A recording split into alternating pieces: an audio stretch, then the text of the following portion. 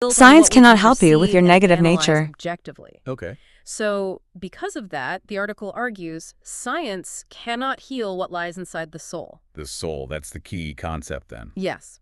It's presented as this realm beyond empirical observation, something you can't measure with instruments. It's about consciousness, intention, spiritual state, things outside science's usual toolkit. Like you said before, you can't put humility under a microscope. Precisely. Or measure gratitude in milligrams. It's just a fundamentally different category of problem. That really clarifies the divide he's setting up. Okay, so if science hits a wall here with these diseases of the heart, what's the alternative offered by Islam? The article says Islam speaks directly to the heart. How does it do that? What's the proposed cure for things like arrogance or greed? Sounds like a different kind of treatment altogether. It absolutely is presented as a different kind of intervention. The source explains that Islam offers a direct path through its core texts. The Quran and Sunnah. Yes, the Quran, seen as God's word, and the Sunnah, the Prophet Muhammad's teachings and practices. These provide, as the article puts it, guidance to purify the nafs. The nafs. Okay, what does that mean exactly? Nafs is a really central term. You can think of it as the self, the soul, maybe even the ego sometimes. It's that part of us with desires and inclinations. Yeah. And purifying the nafs, that's the core mechanism. It's how these spiritual illnesses are meant to be tackled, transformed, really. So it's a process of refining your inner state. Yeah. Moving away from base instincts towards virtue. That's a good way to put it. Yes, refining one's character. Okay, purifying the nafs.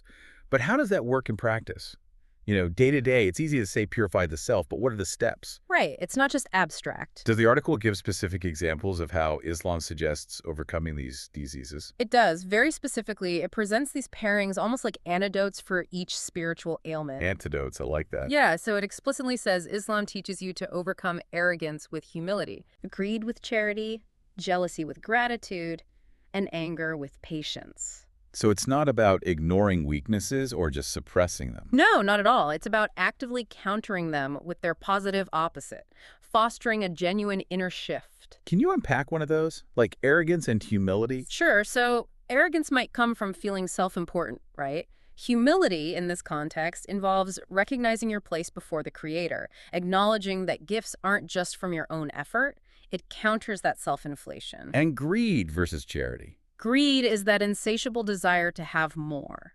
Charity directly confronts it by requiring you to give away things you value, loosening that attachment to material possessions. That's a very clear framework. Practical almost, like spiritual exercises. You could see it that way. And the author stresses this point. Islam does not ignore human weaknesses. It teaches us how to rise above them.